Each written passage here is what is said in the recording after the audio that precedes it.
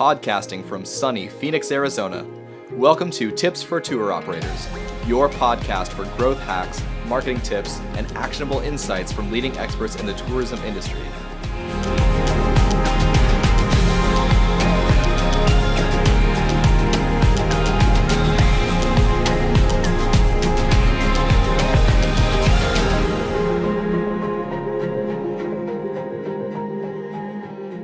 Thank you so much for watching today. We have John Carroll in the studio, which is just our conference room, but we're in our office today, all the way from San Francisco. I'm really excited to have you here. Thank you so much for coming down. Yeah, thanks for having me. I'm excited. Yeah, it's going to be really great. So, John, you are with Yelp, and I'm really excited because we're going to be talking about basically demystifying Yelp and what it means for tour operators. Yeah. And you have a lot of experience, obviously, working with Yelp and knows the ins and outs of the company. So tell me a little bit about yourself. Yeah, so I started at Yelp, I think almost 5 years ago at this point. Oh, wow. I started in our New York office on our sales team, and then 2 years into that, I moved to San Francisco. I relocated for this role. I'm our senior manager of business outreach, and that's effectively like a small business education. Okay. That's like our kind of education arm. So I don't do anything sales related. Everything I do is focused on like talking to and training and teaching small businesses about how to use and get the most out of Yelp. I think kind of the equivalent role other places would maybe be like a brand evangelist. Okay. It's kind of the easy way to describe it, and like I know a lot about Yelp. Yeah, that's good thing. A lot. Yeah, I mean it's weird. It's definitely opened up some weird doors. I teach a class to the Stanford MBA program every semester, nice. So like I know a lot about Yelp. That's amazing. That's amazing. Yeah. So it's good that we're here talking then. Yeah, definitely. So Yelp, I mean, I know I personally use it a lot for restaurants and maybe finding small businesses here and there. And I feel like other people kind of have that opinion, like they're looking for a handyman sort of thing. Yeah. You know, but is Yelp really good for the tourism industry? Yeah, so it's funny because Yelp, when it was first started in 2004, it was actually initially conceptualized as a health and medical site. Oh, okay. Because our CEO was sick and looking for a doctor, and was thinking like, I have this list from my insurance company, but I don't know who I should be going to. Mm-hmm. I have like no information other than that their names are alphabetized effectively. And it would be so helpful if I could hear from other patients kind of what their experience was like and how quickly they were able to get back on their feet. And what he realized very soon after that is that hopefully you're only going to the doctor, maybe once a year for a physical or checkup, but people eat 3 times a day. So it actually initially was conceptualized as health and medical, but transitioned and was founded and launched as a restaurant site. Okay. And restaurants only. And then it expanded from there, and pretty much there's no type of business that consumers can't find on Yelp. And I always tell people, if I am looking for a business in an area, I tend to go with the tools that I know and trust. And because Yelp has been such an influential tool for me in like finding restaurants and things like that, like when I come across it for other tools, like or other searches outside of that industry, I already have confidence in what I'm seeing there. Mm-hmm. And it's actually become my kind of de facto for everything, even other than the fact that I work here. Oh, that's really cool then. Yeah. So you actually use it yourself? Yeah, I mean, I use it all the time. Actually, my experience with Yelp was with my mom's business first. I knew about it on the business owner side, and then I learned about it kind of as a consumer when I moved to New York right out of college and was so broke, so absolutely poor. This was even before I was at Yelp, and I had so few dollars that I had to make sure that what I was investing in them, investing those dollars in, mm-hmm. my dollars would go as far as possible. Okay. And that I wasn't going to waste money because I frankly didn't have money to mm-hmm. waste. And being that consumer who was educated and armed, I was walking into a business, knowing that those dollars had such a high opportunity cost mm-hmm. that I would be confident investing and spending them there. And it's really nice to have confidence when you walk in somewhere and know that you're going to get what you're paying for. And you're not going to get ripped off, and the wool's not going to get pulled over your eyes. Mm-hmm. And what a wonderful world where consumers can go into a business or consumers can really only have positive experience with businesses, mm-hmm. and you're no longer trusting kind of that the expectation of a national brand that you're as confident going to a local restaurant that you haven't heard about as you are going to kind of a standardized national brand. Yeah, that's actually really good insight because you're thinking about aligning expectations is, you want to spend your money, you want to know what you're going to get, and you want to have a trust factor of if somebody else went there, they're going to tell you that's like that amplifying the word of mouth effect. Yeah, and it's funny because people always ask, they're like, like tech is so innovative, and like I think that there's this like air of mysticism almost around like tech and innovation, and like Yelp is definitely an innovative company, but at the core, our product is not necessarily like super out of the realm of what consumers have been doing forever, right? Like the same principles that kind of like guide, the design of our site of, you are capturing that word of mouth, but kind of almost like immortalizing it on a review site. And then also kind of wisdom of the crowd, which is really interesting. Yeah. And then one of my favorite stories, and this is definitely not Yelp related and definitely tangential, but in 1907, Francis Galton, who is a mathematician, showed up to a state fair with like a dead ox. And he asks the 800 people in attendance to guess the weight of the ox. And as you can imagine, like some people are like, well, that ox looks like pretty skinny. Like maybe it's like 200 pounds. And some people are like, it's a pretty hefty looking ox. Like I'm gonna guess like 50,000 pounds, like really all over the board.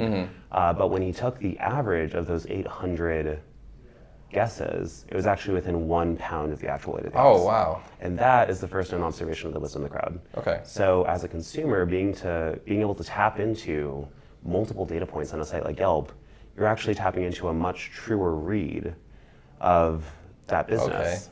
Because you don't have those outliers. You don't have that person who caught the business on like the worst possible day, or that person who maybe knows the business owner well, so maybe they have kind of an extraordinary experience that's not typical. Yeah. Like when you average all of those experiences together, you're finding a much truer kind of north and a much truer read of what that business is actually doing. Yeah, that's really interesting. I didn't think about that as, sometimes you just have a server who had a really bad day and they're struggling, so then that kind of gets passed on to you, and everyone has bad days and they kind of brush it off, but with what you're saying is, the more reviews you get, the better the idea of the business you're going to get. Yeah, and I think that just really ties into how consumers are kind of like making those evaluations, that if they're asking about a new business or a high consideration type purchase, like they're not just asking one friend, they're probably asking a few different friends. And based on their context and what they know about those people who they're asking, they're also kind of prioritizing and putting different weights on those determinations as well. Just like, and this is just completely offline, right? Like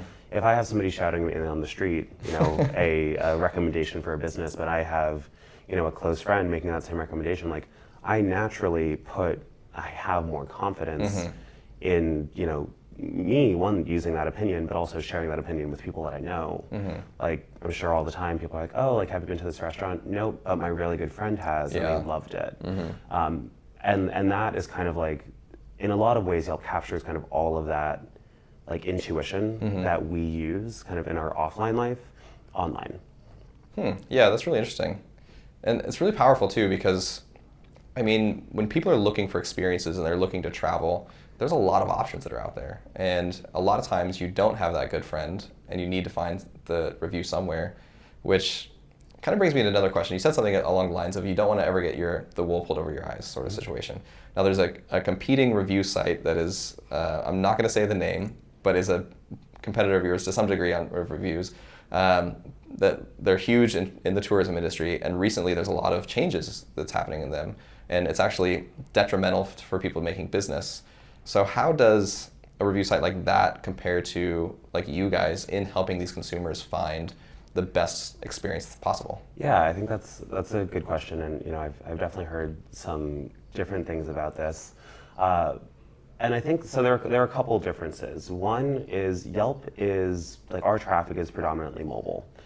So when we think about somebody who is like on Yelp, it's typically, especially in this industry, with tours and kind of activities, it's going to be somebody who's in destination who's doing that search.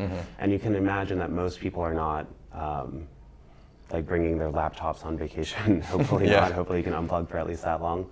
But what we're finding is that 50% of people who are in destination are actually checking Yelp before they're making a purchase or booking an activity or a tour or whatever it might be. So as far as our penetration in that market, we definitely do see that is kind of our user behavior. And in places like, one of my favorite places to visit, and I've been fortunate enough to go with work, is like Honolulu. And you'll see businesses in Honolulu and in Waikiki that almost like 90+% of their traffic is mobile. Yeah. And it's because of such a big tourism kind of component in a touristic hand. So when it comes to like how you want to frame and think about that consumer, it's probably somebody who's looking for something then and there. We know that searches on Yelp are high intent.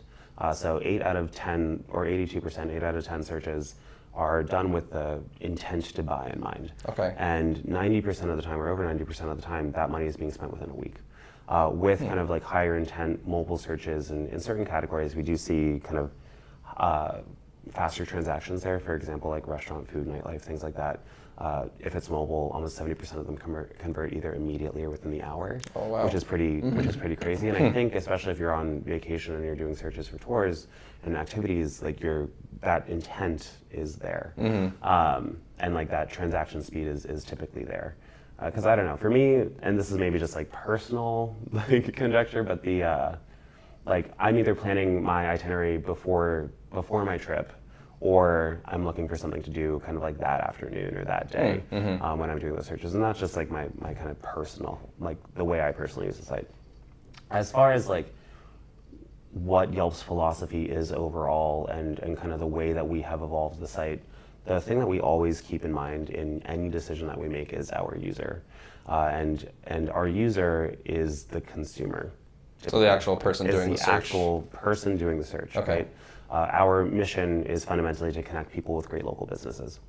And we don't believe in putting up barriers that would impede on that mission. So if we're doing something or changing our results or you know, as other companies have kind of made more of a norm, that directly would conflict with our mission. And frankly, what we want people to do is find that great local business. So we don't do anything that like would kind of inauthentically manipulate or change that. So say like if there's a tour that lists on Yelp, like you want them to go to that tour's website because that's effectively creating that relationship. Yeah, so as a business, like creating your page is free, claiming and managing your page is free. So having all of your basic business information on there, your hours, photos, there's actually no limit to the number of photos that you can upload to your page. If you work with certain booking agents already, like we don't have a booking software ourselves like at this time. And if you work with those, you know, booking tools, we have partnerships with many of them that like there's already a widget that is live on your site that is a benefit of your already working with them and our partnership with them. It's not an incremental payment. Like there, like yeah, frankly, a lot of Yelp is free for businesses, and there are lots of businesses who, you know, have seen a lot of success on Yelp. Of course, we do have an advertising program. You know, we have to keep the lights on, and advertising is very similar to, you know, Google or kind of like traditional online advertising, where it's cost per click, and you get, you know, kind of prime real estate above number one. So anything numbered on Yelp is always organic, and then all of our ads will always say ad next to them. That's kind of, one that's compliant, but two that's also like you need that transparency. If you are a consumer-centric site, you don't want to mislead people. So as far as like the tools that we offer business owners, you know, being able to offer all those tools is part of our mission of connecting people with that great local business, because we would never want to impede that. Yeah, that's really powerful, especially with all these changes that are happening in the tours and activities space. I mean, just being able to fulfill that, like you said, and not taking that away because that's against your mission. But, you know, I want to ask you, and we talked about this earlier, so I got permission to ask. So a lot of people have this really negative connotation towards Yelp. And it's, like I hear things like shady business practices, and you know, I don't believe all that because that's detrimental to you as a business if people don't trust you. Yeah. Can you just like address a little bit of that negative aura around Yelp to some degree? Yeah, so I think part of it is we have a recommendation software, and part of the recommendation software is kind of exactly what I was talking about before, about like emulating those like real life practices online. So, you know, as a site, the only way that we get to know our users is based on their activity in their account, right? It's like it's the things that they're actually doing on Yelp once they're there. I liken it to Netflix, right? Like Netflix, when you first get a Netflix account, Netflix does not know anything about you. They're like, Dustin, Crouching Tiger, Hidden Dragon 11, you are going to love it. You need to watch it. And then you're like, actually, like, I'm kind of more rom-com-y. But like after 2 years, like Netflix is like, boo, I know you. And like gives you like 30 rom-coms that you just like binge watch, and you're like, okay, well, you know me. Yeah. We know each other. And it's not only based on like whether or not you thumbs up or thumbs down something, it's based on, you know, what do you historically watch? Like, what are the series that you've watched? What are the things that you've started watching then stopped halfway through? What are the directors that you binge watch? Like, what are, you know, what are your genres? Like, it's based on so many other activities other than just like, you know, what do you thumbs up and thumbs down? Because that is just one aspect of who you are as a user, who you are as a viewer. So on Yelp, like, you know, are you using the mobile app? Are you using the desktop site? You know, what are you searching for? How often are you searching? Like, are you engaged? Do you add photos? Do you check into places? there are so many different indicators that like that helps us develop a relationship with a user. And, you know, that's how we can say, oh, you know, you're not the stranger on the street shouting a recommendation. You're my friend who I know. Okay, that makes sense. And I'm confident sharing your, you know, like what you're sharing and what you're saying. Because when we first started, and actually when Yelp first launched, one of the first things that we noticed was, it's called astroturfing, that's kind of the industry term. And it was a business who wrote a 5-star review for themselves and a 1-star review for their competitor down the street. Okay, yeah. And, you know, again, when you think about kind of protecting the consumer and connecting the consumer with a great local business, you know, if you have a consumer who is finding a business that has an artificially inflated reputation and they actually have a bad experience, you know, that dissolves the trust in Yelp, kind of as you were saying before. So for us, it's really important that we have like high integrity content on the site. Okay. And that it's trustworthy, unbiased, you know, not solicited, and that like we're comfortable sharing it because it comes from people and members of our community that we know. So like what you're talking about is the people I've heard so many times, like people are like my reviews are being hidden. And so that's what you're kind of referring to there? So we don't, like the only time we ever remove review content is if it violates our terms of service, and it actually goes into its own section where you can still see the star rating, but you just can't see the review content itself. Okay. And that would be something like hate speech. Or, you know, or like just like vulgarities, things of those not nature? even necessarily vulgarity, because you can swear on Yelp. Okay. It's more like, it's kind of like the Supreme Court definition of like pornography, like you know it when you see it, right? Okay. Like, and we have terms of service and content guidelines that outline it in full. And I always tell people, you know, familiarize yourself with that. You know, when you're kind of making these like when you're looking at stuff and trying to see if you feel as though it violates those. But, you know, things that are like, you know, overtly like just like racist, out of line, you know, hate speech, things that, you know, are discriminatory or you know, things like that kind of all go into this like one bucket. And that's only like 7% of review content overall. Okay. And then we have unrecommended, which means we just like don't know enough about that review or the reviewer. Maybe it's biased, maybe we just don't have a relationship with them. And that goes into the unrecommended section. And that does not factor into a business's overall star rating. Okay. So the overall star rating is the number at the top where you see, you know, out of 5 stars. Okay. Like at the top of the Yelp page, it'll say, you know, out of 5 stars, this business has 4 stars and they have X number of reviews. So all of those reviews that number is a composite of an average of the recommended reviews for that business. And then you have reviews that are unrecommended, which if you scroll down to the bottom of a Yelp page, you actually can see it says, you know, read the unrecommended reviews. And across our site, that's only about like 21, 22% of the reviews on the site. Okay. So actually the majority of our reviews are recommended. What we find is that when a business has, you know, kind of like if they're over-indexing, if you will, or if they have a lot of reviews that are not recommended relative to their recommended, there's probably something going on like in that business's practice of like, you know, maybe they are soliciting reviews or asking for reviews or trying to incentivize reviews some way. And that, again, you know, that kind of artificially inflates the reputation for a business. And that actually is flat out against our terms of service and content guidelines. Like, oh, really? That is, soliciting reviews is something that we have a really strong stance against. Because, as you can imagine, most businesses are probably not asking, you know, people who had a not so great time to, to write a review for them. So one of the things that we, you know, focus on, and I think one of the most important philosophies at Yelp is the importance of customer service. Because, you know, the secret, the kind of like what makes a business great is, not Yelp. It's not a great star rating. Where like Yelp is the messenger, it's not the message, right?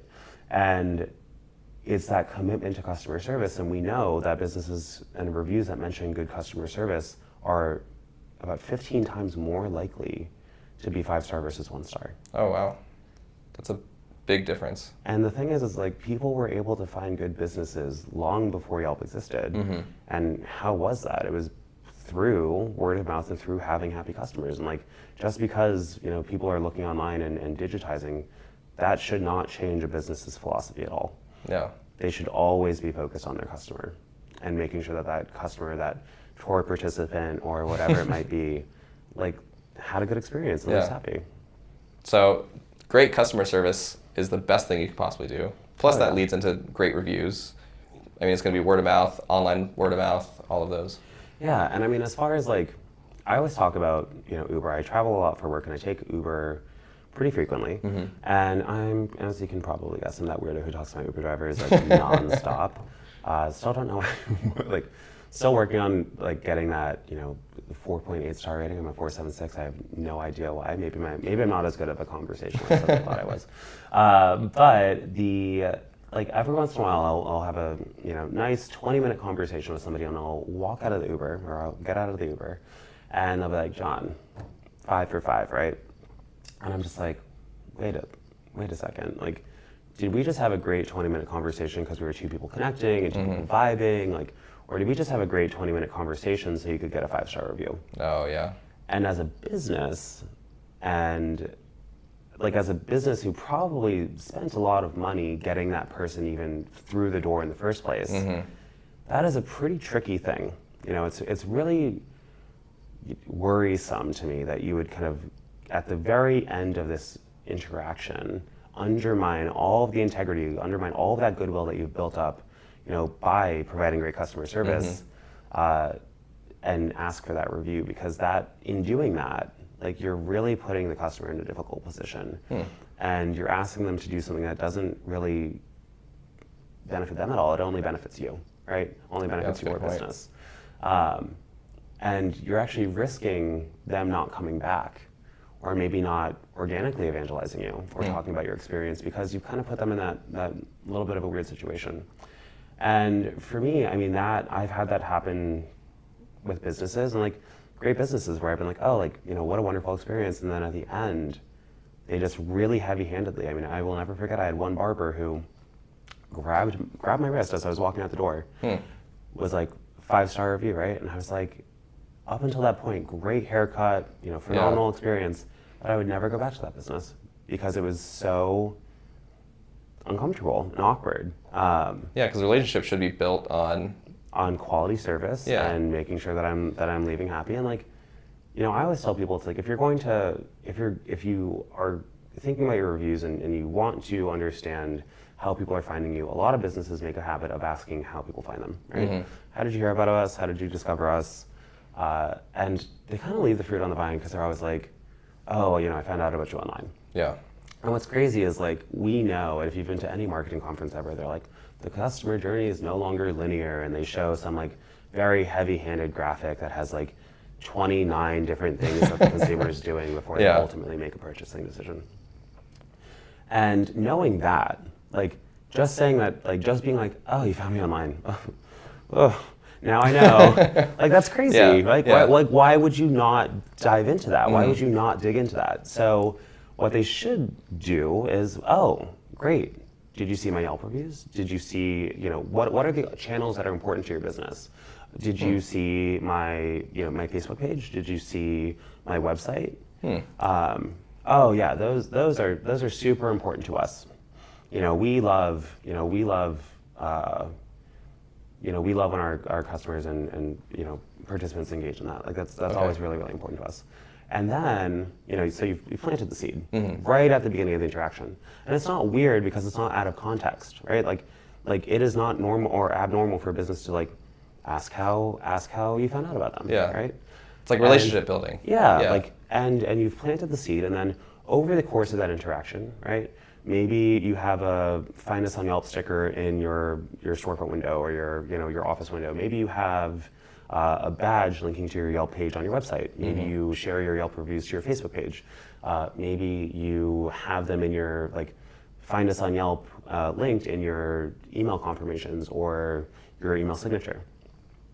And you're helping that seed germinate, right? Like you're watering it every single time you indicate that this is actually important to you. You're just like boop, boop, boop, giving it a little bit of water. And then at the end, and all that's passive, which is great. The only time that you actually even have to say anything is at the beginning. And everything else is just you substantiating that claim. Okay. And then you are doing what you should be doing, which is on focusing on having happy customers. And then at the end, they have that should have had a V8 moment of how could I possibly pay it forward and say that this business was so incredible. Oh, you know what? They said that these different tools were really important to them when I first went there. And I know that. So if I know that they care about them and I know that they do an incredible above and beyond job, I'm perfectly happy to evangelize and go on there and share my experience. And you're not soliciting reviews, you're not incentivizing them, you're not paying for them effectively. You are just focusing on being great. And that's the secret to Yelp is if you want to have a great Yelp page, you have to be a great business. You know, that's really powerful because you touched on it a couple times. It really seems like the idea of value and making sure that the consumer is getting a lot of value. I mean, you said that at the beginning, just from Yelp's perspective, and then you touched on it. You said asking for a review doesn't give any value to the customer. Yeah. But when asking in the beginning, you're building that relationship and you want to know where they came from for your own purposes.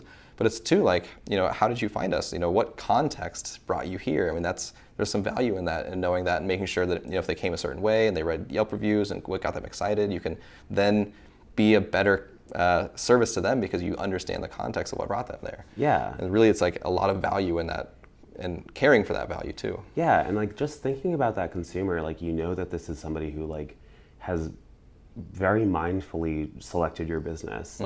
They're curating their own experience, right? By choosing to go to your business and they have confidence in that choice because of all of this research that they've done.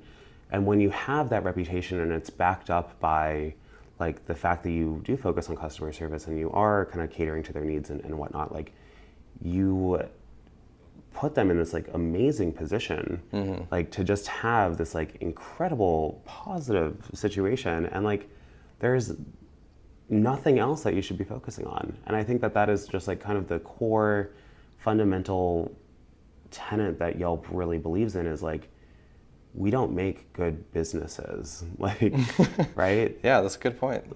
It's really difficult to make a 5-star page out of a 1-star business, right? That's almost impossible. It can't happen, and it will never play out that way. Especially in the long term, right? Because a Yelp page is in perpetuity, and it's constantly being, considered. So for us, we really focus on making sure that our users and consumers that's why just making sure that we're directing them to the businesses that we have confidence in and that have great reputations. If we could have all 5-star businesses, I think I don't know, I'm speaking for myself here. I do think that would be great. That would mean businesses have or consumers have an infinite number of fantastic options. Yeah. There's no curve here. This isn't a college stats class. Yeah. We really do want, and I always tell people, it's some of your most valuable reviews on your page are actually the 1-star reviews. And they always look at me like I'm insane, and I was no, I mean, I am insane, but whatever. And it's because when you think about small business and you think about, large businesses, large businesses have so many tools to collect feedback. Yeah. You go to, any kind of CVS, Walgreens type of store, your receipt is as long as you are. And it's because they want you to fill out their survey and call their 1-800 number and, enter to win $50,000 and whatever it is. And they are desperately incentivizing feedback, right? Because feedback is so important. Yeah. And feedback is really hard to take, right? Feedback, I once had a presentation where somebody was you talk kind of fast. And I was you do not know what you're talking about. And in turn responded in extremely quick speak. But it's one of those things that it's really difficult to take. And you have this visceral fight or flight reaction when you get negative feedback. Like you truly, like it has been observed, like adrenaline courses through your veins. Like you have this really like, just like, I don't know, brain stemmy, like inherent base reaction to it. And it is really challenging for like to, again, kind of separate messenger from message, right? Because if I'm a small business and I have a lot of ways that I can grow and develop, I need some direction. I need to figure out where should I invest my dollars, my training, my time, to make sure that I can grow and succeed and thrive. And like big businesses and large successful businesses are not made by 180-degree pivots, right? Or like hard 90-degree pivots, whatever it might be. They're made by like small incremental needle moves. And when you're listening to feedback and you're embracing feedback and you're internalizing it and distilling it, and every review, no matter what is in the content of that review, like, and especially negative ones, is the result and is born of a difference in expectation and reality. Okay. Right? Yeah. It's like, I always tell people Yelp is effectively your measure of how well you satisfy your brand promise and like your brand expectation. And I think a great example of that is, you know, kind of going back to food. How do you have like a Michelin rated restaurant, which is, you know, deemed one of the best restaurants in the entire world, that maybe has 3.5 or 4 stars, but you have a dollar dumpling place that has 5 stars? Yeah. Right? And it's because those businesses have completely different brand promises and perceptions from a consumer who's walking through the door. For a dumpling shop, maybe the perception is like, well, this is just like a dollar dumpling place. How could it how good could it possibly be? And when you compare that to, you know, industry norm and, you know, other experiences that you've had, maybe you said it here, but you go in and it just blows your socks off. Like your perception and what was actually delivered far exceeds that. So like, there's no way that you're not like, oh my God, this is amazing.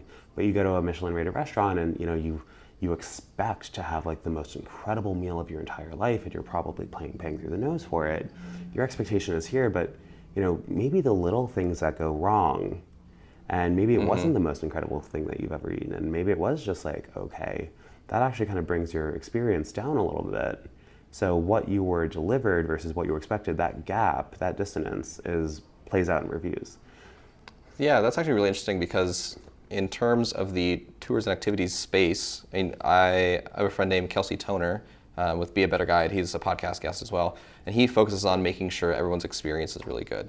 And so if somebody's going on an ATV tour, like they expect to get on an ATV, they expect to, and we're in the desert in Phoenix right now, you expect to go around the desert, you know, you expect to be, you know, maybe a little bit dirty, but maybe you don't expect the guide to be so funny. Yeah. Or you don't expect, and like you deliver that higher expectation, and then that in turn turns into, you know, better Yelp reviews, which then turn into, you know, more presence on Yelp, which turn into more business. And like, it's almost like you worry about, like you said, making a really great business, making a 5-star business before you worry about the 5-star review. Yeah. Okay. And some of the best businesses, you know, one of my favorite businesses, which is just like, they're in Indio, California, and they're a TKB bakery and deli, and like and there's also a tour operator in Seattle, it's Savor Seattle Food Tours. And when you talk to those two businesses and you listen to them kind of describe how they curate their experiences, and everything that they do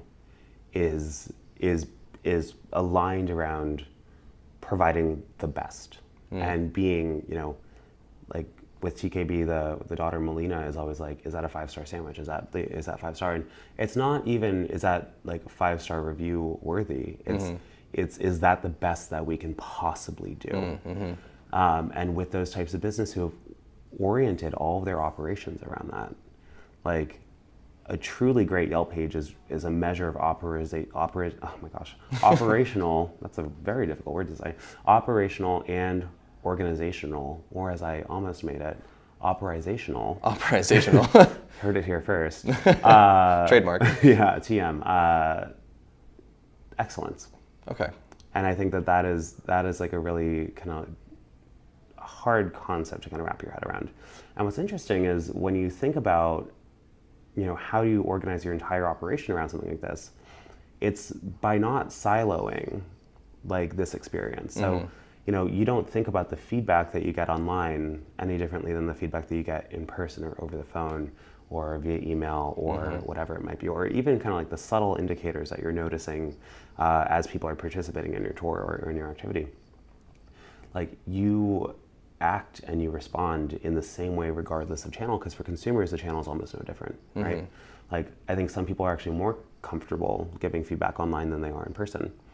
And when it comes to negative reviews especially, 71% of reviews that are left online that are negative have actually stemmed from a failing in traditional customer service.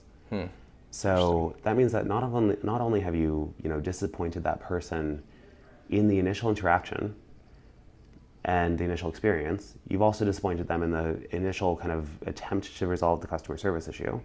So that's twice. This is really kind of like the third time. I always love to tell people that going back to why your one-star reviews are the most valuable is because reviewing is actually like a minority behavior, meaning that the majority of people who use Yelp do not write reviews. We have over 100 million users every single month, right? And since we were founded in 2004, we have 160 million reviews at this point. Oh, okay. Big gap between those two. Yeah. So you would think that over the past 14 years, like if every person who used Yelp was writing reviews, we'd have way more reviews than that. And so we know it's a really small like portion of the population who's actually doing it, which means that if one person is saying it, that means a lot of people have thought the exact same thing, but never took the time to write it down. So that one-star reviewer loves you enough to tell you why they hate you, right? Yeah. Because the people who are at a business are not the people who leave the one-star review. They're the people who walk away saying, I would not go back there, I would not recommend that tour, I would not recommend that activity, and never tell them why. The one-star reviewer is actually giving you insight to make those operational shifts, to make those operational changes, so that the next person who participates in your tour, the next person who participates in your activity, whatever it might be, is not going to have that same feeling or that same issue. Going into this, I was planning on asking about one-star reviews and how you handle them and how do you respond to them. But I feel like it's almost bigger than that.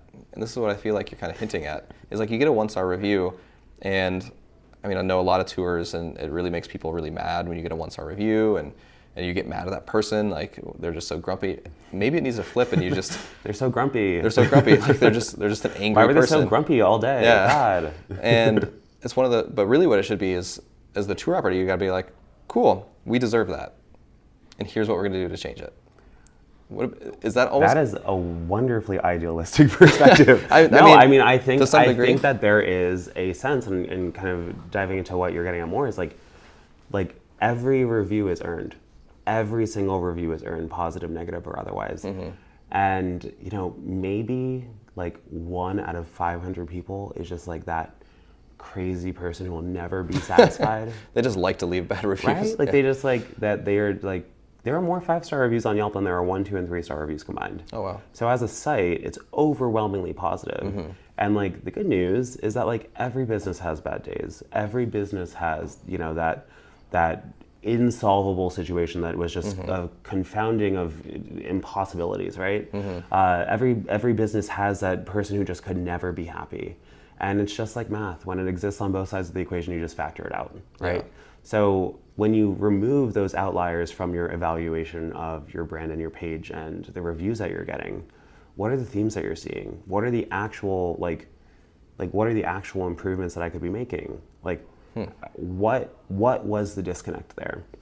And one of my favorite business owners, because she is just the kookiest, coolest lady in the world, it's called Pandora on the Hill in Denver. And she actually owns like 4 other businesses at this point. She's been very successful. Sounds like it. And she said, she's like, even in the most wild, crazy review where the person is just like, seems like they're tearing me a new one, and there's just perceivably no good coming out of it. There is always something I can learn from it. And the example that she always gives me is like she has a small boutique, and in their downtime, like they can't have a huge staff. And she had this person that, left a review saying that they came in and that they were waiting for the staff to help them, but the staff was with somebody else, so they, couldn't ask any questions, and all the products seemed to be expensive. Like they weren't sure if they were locally made, and it kind of just like went on and on. And the business owner said, when I initially read that, of course, my blood kind of boiled, which is okay. But then as I was reading through it, I recognized that there is a learning there. Maybe I should have kind of like shelf talkers that describe the items and that they are locally made and they are, crafted by people within Denver and within our community, which is why they're a little bit more expensive. And so that you don't necessarily need to rely on the staff person who might be busy helping somebody else. Yeah. And even in and that is probably, I think what she said, like her most egregious review, because it just really just went for it. But she was like, even in that review, when I took a step back and I evaluated it, like there was still a learning and there was still something that we could do differently. And she always starts every single review with a thank you, because like that is feedback. That is something that she can learn from and grow from. And she always says, she's like, sometimes I do want people to come back. Sometimes like maybe it's just not the kind of person who's right for my business. So I might make a recommendation for a different business for them to visit that maybe has more of what they're looking for. But fundamentally, I always start with a thank you, and I always, personalize it and speak to that person. Okay. And kind of keep it short and sweet. So this is the feedback to the reviewer? Yeah, so on Yelp, what's cool is you can respond in also a free feature, because again, review response is a great thing for our community because it gives the business an opportunity to, if it's a negative situation, turn around a not so great situation, or if it's a positive review, to say thank you and say how appreciative they are, which I think is always a great thing. Okay. And so you can respond with a direct message or a public comment. The difference is a public comment lives below the review. So a Yelper, if you just went to a business page and a business left a public comment, you could actually see that comment beneath the review itself. And a direct message goes to that user's inbox and is more of a conversation between the two of you that people that an average Yelper can't see on your page. Okay. So what's great with that is I always recommend a public comment because you get credit for a public comment. Are you the kind of person, when you are looking at, you're smiling, are you the kind of person when you're looking for businesses, you tab out a few and maybe you look at the 1-star reviews first? I do try to get I am kind of that person actually. Yeah, I kind of right. I want to see the variety. I almost tend to disagree. If I see a couple 1-star, I'm like, they don't seem that bad. I got all these other 5 stars. So I was but I do look at that. I'm glad you elaborated. I wasn't sure if you were just going with the point that I was trying to make. But I appreciate the honesty there.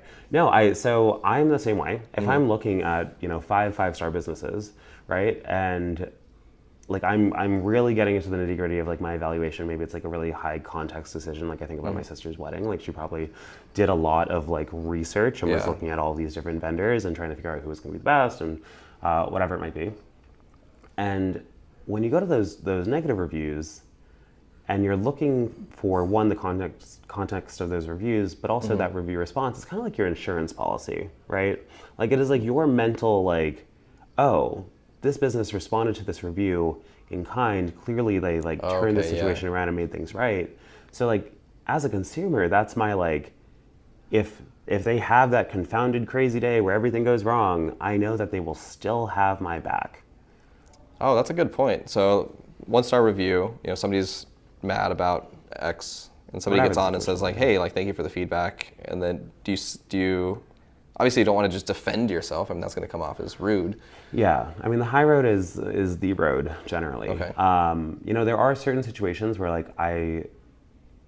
if it is a straight up miscommunication, I'm sorry, thanks for your feedback. I'm sorry that you expected this, but our policy is this, and it can be found on our website and it can be found here. Again, I'm really sorry about that mix up.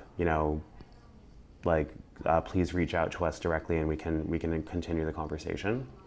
Something like that. If it is just a straight up misinformation type of moment, it is completely fine to offer clarity. And actually, I've had businesses who, maybe have a review that says, oh, we're this business is really expensive. And they love that review because they're yeah, actually we are expensive because we're locally sourced, locally made. We put a lot of time and effort into this and we're not your, bargain basement, bottom of the barrel type of great for a deal seeker. Like we're a better business for somebody who is looking for something that's been, very curated and is maybe more expensive, but you're getting what you pay for. Just because we're expensive doesn't mean we're not a good value. See, that's really interesting because I think that overall people fear anything less than a 5-star review. And in that case, I mean, that actually provides a really good benefit. I mean, like you said, somebody goes to the 1-star, they want to see it, and you read that, and you're like, oh, like that makes sense. And in the tourism world, you might say, I'm gonna go back to the ATV tours because that's real clear. But you might go back and say like, yeah, we are twice the price, or $50 more, $100, whatever that is. But we make sure our vehicles are maintained and they're always safe. That if we're wearing goggles, it's gonna be the best quality goggles. So that way, or helmets, so you're gonna be 100% safe all the time. And we're not buying used equipment, and so you can put in a thing like, yeah, that's true. Like I agree, we are expensive, and here's why. And that's, to me, I mean, that would be so powerful. It'd be like, oh, take my money. Like I want to be safe, and that's.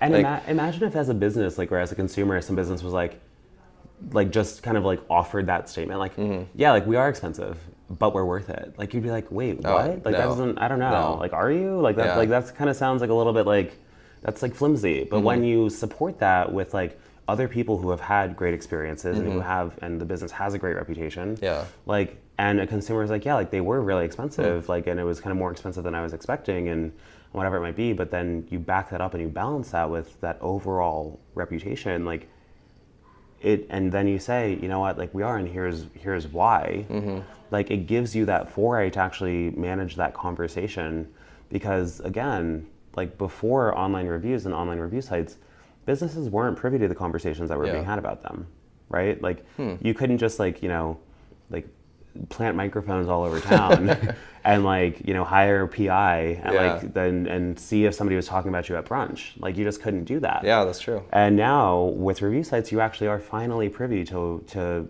what people are saying and their perception. And that gives you so much influence to participate in that conversation, and be it somebody who loves you and who's evangelizing you online and writing a 5-star review or just a fantastic positive review, or somebody who's delivering feedback. Like it is so important that businesses participate. And what's crazy is only about 1 out of 9 reviews on Yelp gets responded to. And 6 out of 10 reviewers expect a response. Wow. So businesses who really have kind of removed those silos and have prioritized customer service across all of their channels, like that really does set you apart. Okay. And with the positive reviews, even then, like that person is whispering in the ear of your consumer saying, this business really is worth it. You absolutely should go here. Like you want to thank that person. You want to be appreciative and you want to be gracious. And it shouldn't just be, a canned thank you response. I had a business owner the other day being like, oh, like why didn't you guys offer like, a review response tool? Like you guys could build that as part of the program. Click a button. Yeah, and or even have someone at Yelp customize and write your response for you. And going to our philosophy of what's good for the consumer and connecting consumers with a great local business, like we would never want to intervene in that step necessarily and say, remove that component of that personal touch. Yeah. That's why businesses, when they respond to reviews, have to upload a photo of themselves, like a photo of the owner, so that it does continue to feel personal. Because as a site, you're getting this person who's taking the time to write this great experience and share their personal feelings and kind of going above and beyond on their own accord. And that's something that you want to be engaged with and to be appreciative of, because knowing that Yelp is at the end of the sales funnel, right? Like that review has such an important impact on that consumer who's deciding between you and maybe another tour or activity in the area. Wow, that's really powerful. I mean, when we started this conversation, I was originally going to ask questions like, should you respond to, reviews, positive, negative? And it's like, it's so much bigger and deeper than that. Yeah. There's so much opportunity there. Looking at tours, and my mind's kind of blown right now, actually, to be honest. It's a lifestyle. It's no, I mean, but it is. Yeah. It really is a philosophy, like an operational. I keep on wanting to say operational. Operational. It is just so catchy. I can't get it out of my own head. Operational. Hashtag operational. Get it? But no, it really is a philosophy that is carried through. Like every aspect of a business and every aspect of a way that a business operates. So it just goes so far beyond Like, Yeah. do you respond to your reviews? Do you engage? Do you have yourself set up here? It's much more, and enter marketing buzzword, holistic. It is, and it's more along the lines of, really, I mean, it's just another part of your business that is, like, shows the integrity of your business. It, like, shows who you actually are. And like I said before, and you said, you get a 1-star review, it's like you earned that review. And so, like, that is, people, like, they want to hide from it, but really it's like, here's really what happened. I mean, that's just something that happened, and you have to work through that. And so next time you get more and more reviews and working through that, that's really incredible. Yeah, and there's this chain, I don't know if you're familiar with it, Le Pain Quotidien. So it's like a cafe, coffee, like very French boulangerie style business. And I think one of my favorite stories, just like marketing stories, is they brought on a new kind of like customer service, like excellence type of person into their organization, and their goal was to actually and they brought them on because they were just getting a lot of complaints, a lot of like consistency, things like that, and consistency between locations, I mean, and the goal for that person was to actually triple the number of complaints that they got in their first year. And what they did was they did just that. So it was, how do you encourage, people to take our surveys, or do we have like a secret shopper program? If we're noticing that people are complaining via email, maybe we empower them and send them a gift card and say, you know what, your feedback here was really valuable. Go and try this place, like this other location. Is your feedback the same? Is it different? What was your experience like there? And they did. And they tripled the complaints, and they acted on them, right? They aggregated all of that feedback, they noticed the trends, and they eliminated like problems. Like in certain locations, they were making the lemonade wrong, for example, because the chef wasn't following the recipe the right way, or whatever it might be. And what actually happened was that following year, compared to before she started, the overall number of complaints that they received were like 25%, I think, of the overall number from when she started. So by creating and striving for feedback, right, and creating the channels and systems to actually measure and internalize and make changes on that feedback, they actually reduced their overall number of complaints and made their organization better, and they improved. And I think that really is kind of the importance of feedback, is like, you have blind spots, right? We all have blind spots. You can't be everywhere at once in your business.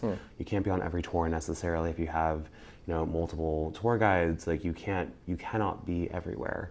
So knowing that, how do you arm yourself with feedback as opposed to shrink away from it? Yeah, that's really interesting, because I think everyone wants reviews, but they have systems set up to divert any sort of negative feedback anywhere, and only get the positive feedback. So getting all of that feedback.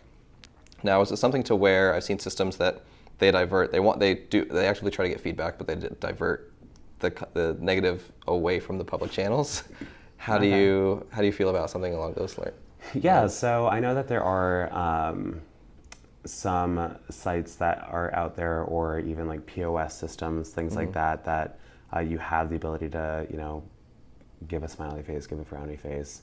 Yeah, so some of them kind of like try to like privatize that feedback. So it's actually that type of review solicitation, and even that positive smiley face pushing you to a review site, in our eyes is still qualifies as review solicitation. Again, like I think the fundamental of that is anything that inorganically or kind of alters the organic flow of reviews is really how we would define that. Okay. And there are companies that will, text people as they walk out the door, which I personally find a little bit like 1984, like creepy. I almost just said 4 legs good, 2 legs better, but that's a different George Orwell book. Everything's fine. So like for us, I think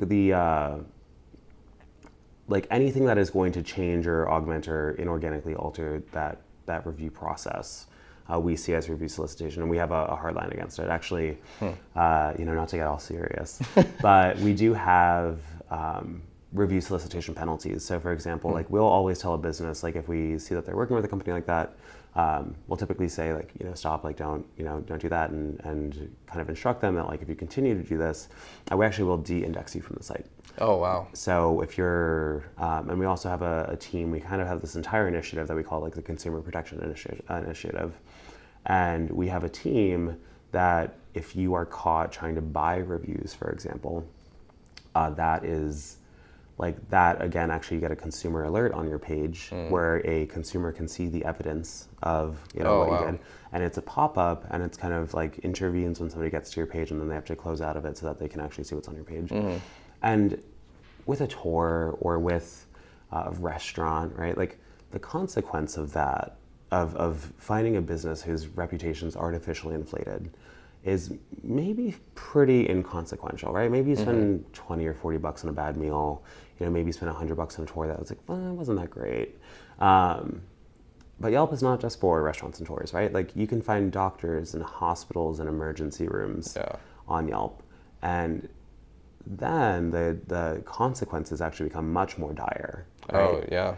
So we take it very seriously as a site that you, that like really, we don't tolerate review solicitation in really any form. That's really interesting, because I know that that's a big part of the tourism world. Like we went axe throwing, and I have gotten like 10 emails to give them 5 stars on Google. Yeah. And I'm like, I loved it, and I would have left a review, but you sent me so many emails that I'm just like annoyed, and now I'm not leaving a review. And you're probably hesitant to go back, right? Like it's probably like one of those things that it's like, this is the persistence here, like is not keeping the consumer in mind. And that is tricky, right? Like that is like, you're actually doing more harm than good. And again, like, the problem in the ownership is like, when you don't leave or allow a consumer to make the decision for themselves to leave your business a review, you're just removing consent from that equation, right? Like when you ask for a review, you really shift the burden to the consumer. And that is just like, that is marketing gimmick. Like that is kind of the normalization of something that is frankly, drastically, in my opinion, it's like unhealthy for industries and for businesses, because again, it just goes back to like, what are you focusing on? Are you focusing on the consumer? Or are you focusing on a review? Yeah. And consumers can always suss that out, and it's really easy to find. Like it's, when you walk into a business and they really do genuinely care and are excited to see you, and they care about the experience, and they just are trying to be their best. Yeah. The same way in real life, if you go to work every day and if your colleague's like not at 100% or not at like, there is just that intuition, and it's pretty easy to derive that when it's your first experience with a business, and then you get a million emails at the end being like, please write me a review. Yeah, it does destroy, like you said, it destroys that reputation. It destroys like I gave you money, you gave me a great experience. Like, what else do you want me to do? Yeah. And it's like, and I literally would have left a review for that, and I told all my friends about it. I mean, axe throwing is pretty awesome. Like, I've never been, I'm not saying I'm jealous, but like I have certainly been looking up opportunities for myself to axe throw. Yes, you need to throw some axes. It's super fun. At Arrival, so we met at Arrival. They had an axe throwing company there. They actually were like talking to them, and nobody realized that was a thing you could do, an activity you could do. And it's just so much fun, so you have to be jealous because it's amazing.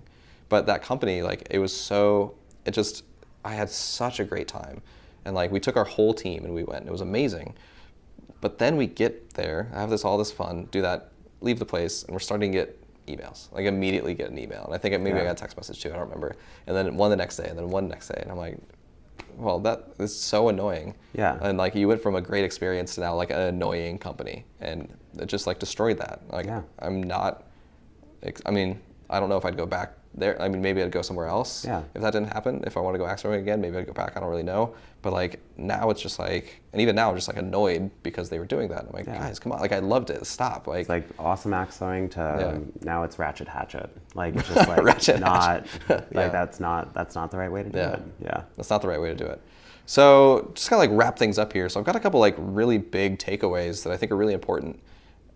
Don't ask for reviews. It seems to be it's a hard line rule that you have, like, don't solicit for reviews. Yeah. And I think that's actually a lot of integrity right there. Is, you want it to be organic. You want it to be, if a lot of people really love this place and they talk about it, that's amazing. Don't like force it. So that's really powerful.